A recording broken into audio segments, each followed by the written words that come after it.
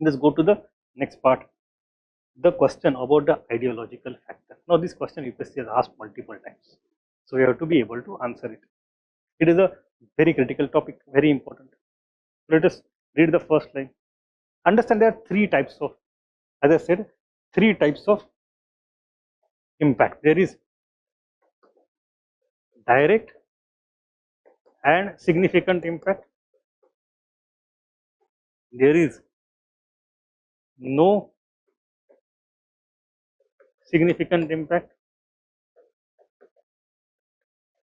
and in between you have indirect and remote impact. We should know all the three compartments, and based on the questions that is asked, we should be able to furnish our arguments. ठीक है, तो हम तीनों एक एक करके देखेंगे. The first one is direct influence. क्या था? An all-encompassing event like French Revolution can never occur in the condition of intellectual vacuum. UPSC statement only. Explain करो. The writings of the French scholars like Voltaire, Montesquieu, Diderot, D'Alembert, Rousseau, etc. certainly contributed to the outbreak of the revolution. कैसे? The French citizens, अरे यार, the French citizens valued the ideas of liberty and equality discussed by Rousseau and Voltaire, etc. And these ideas formed the core of revolutionary ideology. So, an important term here is what is the ideology. So now Enlightenment thoughts are not mere thoughts.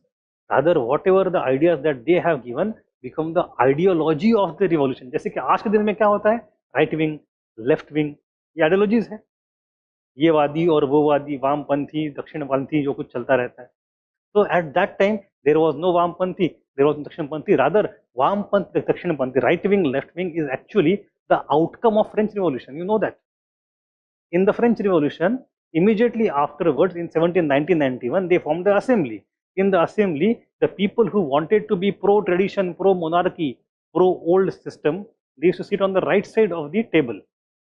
And the people who wanted to change everything, destroy the tradition, used to sit on the left side.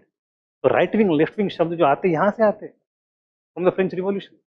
But anyway, so how? So this, my point is that Enlightenment thoughts formed the revolutionary ideology. Was it so? If you prove that to be yes, then you can talk about direct role tha ideas ka. So the thinkers drew the attention of the people towards existing political, economic and social apathy. We have discussed that. Now how they did that? We have to go back to our lecture on Enlightenment, the first lecture on Enlightenment. We discussed political, social, economic, physiocrats वाला देखा था हमने, church वाला देखा था, deism वगैरह, यही तो बात है ये. They openly criticized the autocracy of the monarchy and the dogma of nobility and superstition of the church. They created a revolutionary awakening among the people to the outbreak of the revolution. तो लोगों के मन में आग जला दी, दिखा दिया, देखो ये सब ऐसा होता है. Secondly, they are the ones who coined and popularized certain terms. So the outbreak of the French Revolution was the result of the combined effect of various factors working together. It was a response and reaction to evils prevailing in the French politico-administrative system, social, religious and economic system. So even though the philosophers did not create the circumstances for the revolution, they certainly exposed the ills of the ancient regime and provided alternative vision. So revolutionary condition, the poverty, the hunger, the dissatisfaction primarily is not created by thinkers. वो है, but वो क्यों है, responsible कौन है, वो क्यों होना जरूरी नहीं है हमेशा, कुछ अलग हो सकता है क्या, ये सब मन के खेल जो शुरू किए उन्होंने. So they did not create the economic condition. Ancient regime is not created by thinkers. The class stratification within each order is not by thinkers. The economic crisis is not by thinkers. Poverty, cataclysm, the catastrophes are not by thinkers.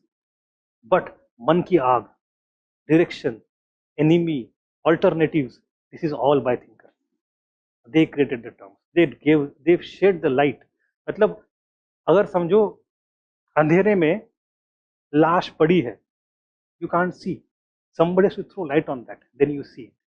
The light जो उस पर डालता है वो है enlightenment thinker. लाश तो पड़ी थी वहां, अब वो दिखाई नहीं दे रही, बदबू तो आ रही थी, परेशान थे, परेशानी क्यों, बदबू किस चीज की है, यू डोंट नो। जब लाइट जलेगी, अच्छा ये सड़ा हुआ लाश है, यहाँ लाइट जो डालने वाला था वो था एनलाइटनमेंट थिंकर, उसने लाश नहीं बनाई, उसने बदबू क्रिएट नहीं की। It is a very simple analogy. So the people were already suffering, the discontent was accumulating in them since a long time. The awakening created by the philosophers intensified the pain by drawing attention of masses towards limitation of existing regime. So the philosophers played the role of a catalyst, prakash dalne wala. Thinkers formed, second reason why it is important. Thinkers formed one of the earliest forms of civil society. We have discussed this in the context of public sphere. We discussed salon, coffee houses, clubs, debating clubs, etc. And these are civil society. दुनिया की पहली modern civil society starts with the thinkers. In the civil society, there is interaction between the state, between the classes.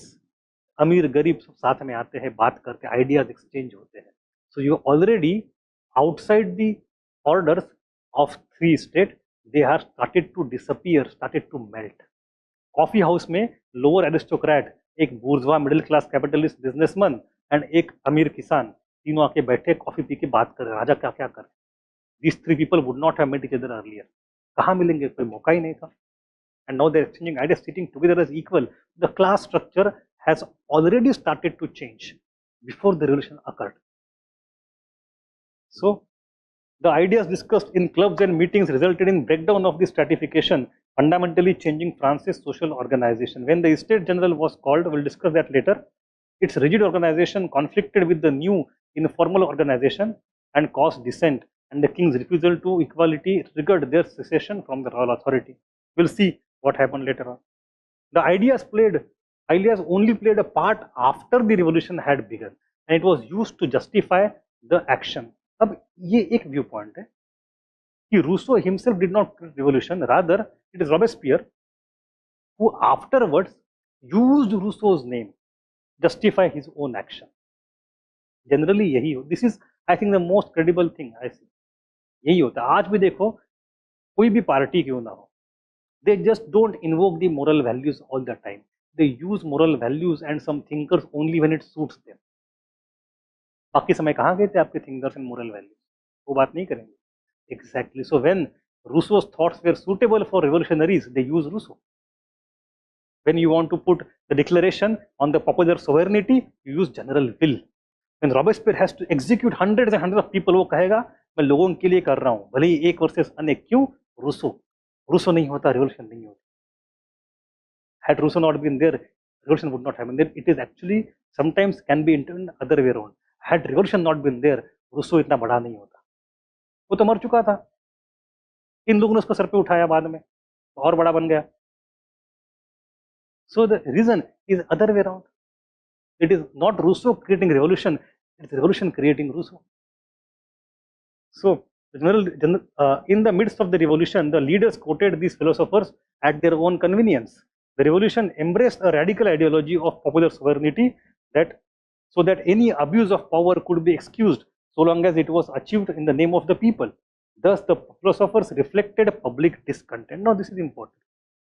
भले ही selective, स्वार्थी use क्यों ना हो, but use है. So, it is reflective of public discontent. So, the articulation of public discontent is given voice by these thinkers. Therefore, the role of those philosophers cannot be seen in isolation. It cannot be neglected. I hope आपके पास तीनों idea clear हो गए. Why the role is direct, why the role is not at all significant, and why the role is indirect. Now, depending on the question, you will write, and conclusion will vary from question to question. ये पूछा तो conclusion, वो पूछा तो ये conclusion. Simple. But the rational stance is that it is a combined effect of many factors. ठीक है. ये जो लाइन है यहाँ पे लिखी हुई, that is a very important line.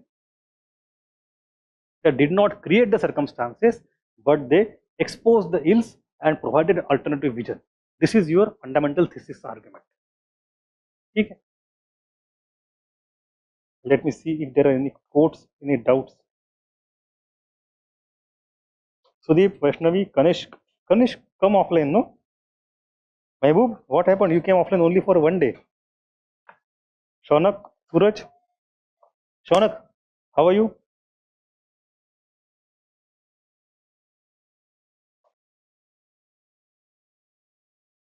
थोड़ा मेरा ब्रेक हो जाता है. No doubts. Okay,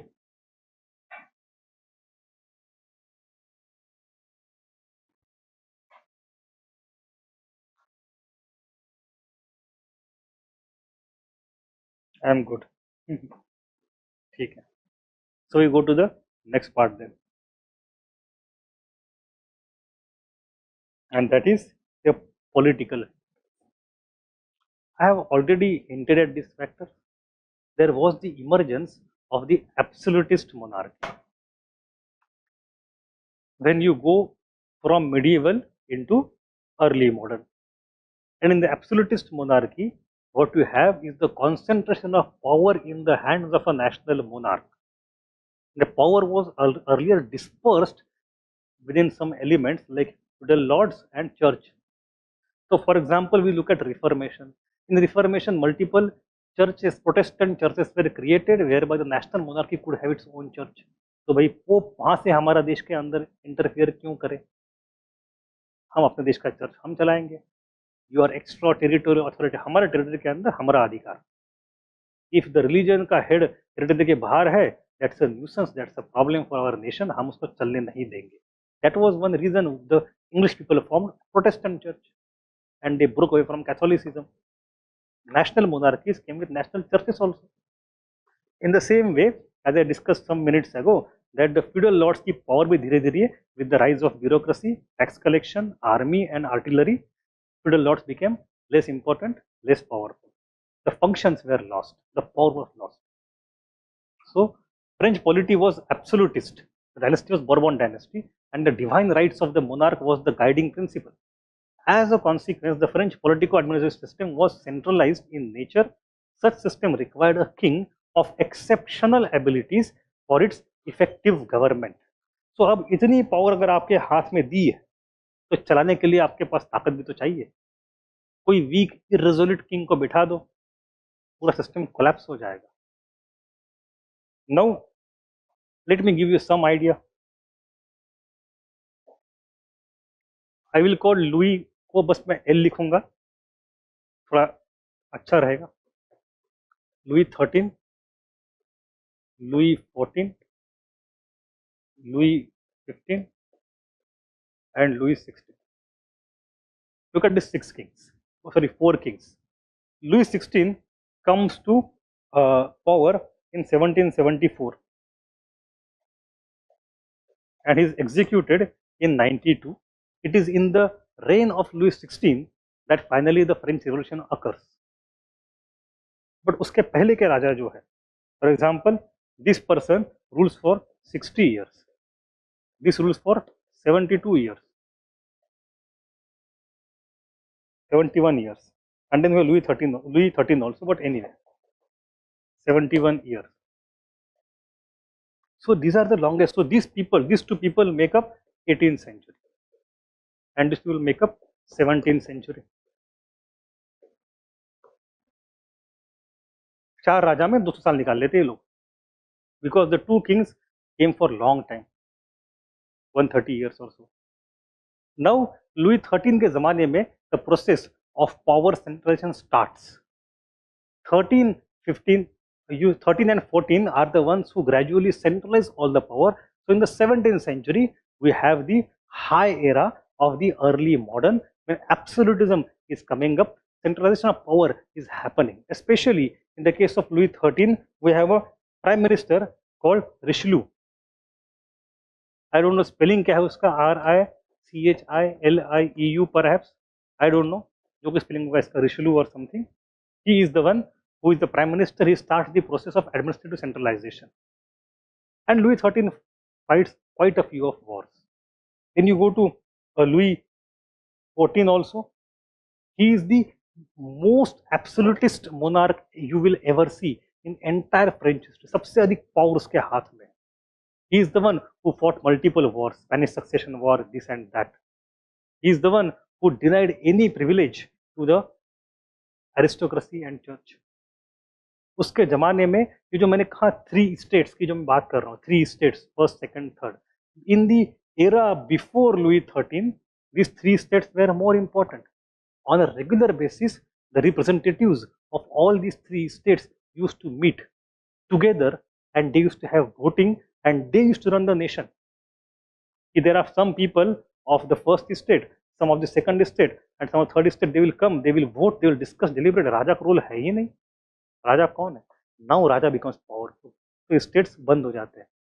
Ultimately, here in 1789, finally the 3 states, States General is the name of the meeting of the 3 states.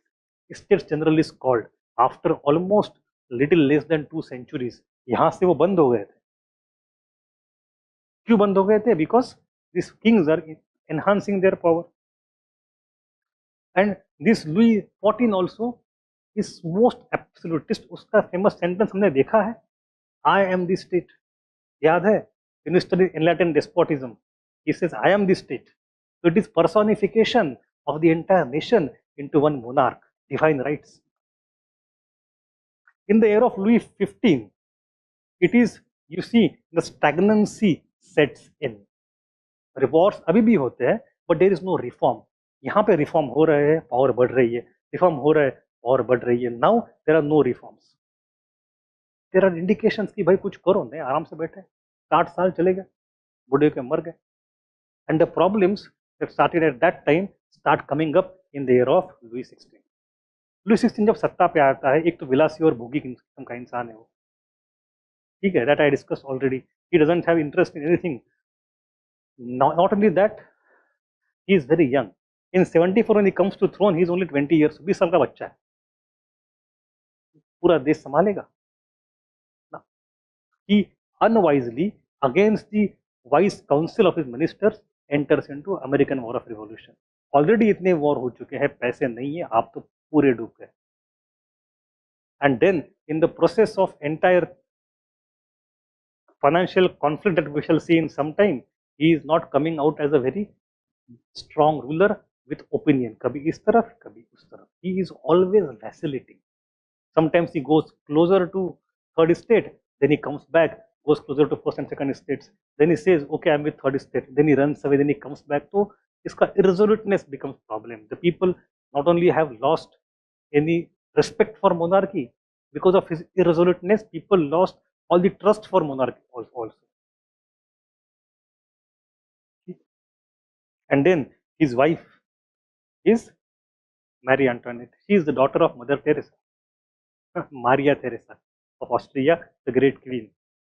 Maria Theresa of Austria had a son, Joseph II, whom we have also seen in Enlightenment despotism. So Joseph II is the king of Austria. He is also the Holy Roman Emperor, which is no more holy, not in Roman, and it is not an empire. But anyway, it is called Holy Roman Empire. So जो इसका Mary Antoinette का पति जो है France का राजा, भाई ये Holi Roman empire Austria का राजा, तो उसको किस चीज की कमी है? So she is spending money all the time, all the time. She character is questionable, that is one thing, but more than that, she is completely insensitive towards common people's needs. जैसे मैंने कहा, there is a कहानी है ऐसे, when people were dying out of hunger, उसने क्या किया पता है? She said कि I want to feel how people feel, मैं उनके दर्द समझना चाहती हूँ. तो उसने एक वर्साय का जो बड़ा सा महल है, वहां पे एक आर्टिफिशियल ये बनवाया, फार्म बनवाया. उस फार्म में she got some ships, she wore the कपड़े of a shepherd and see कि अच्छा शेफर्ड लोग ऐसे रहते हैं, मुझे समझ में आया उनका दर्द क्या है. तो उसका पूरी नौटंकी और पूरी देश देख रहे हैं क्या चल रहा है. मतलब आप हमारे दर्द का मजाक बना रही हो.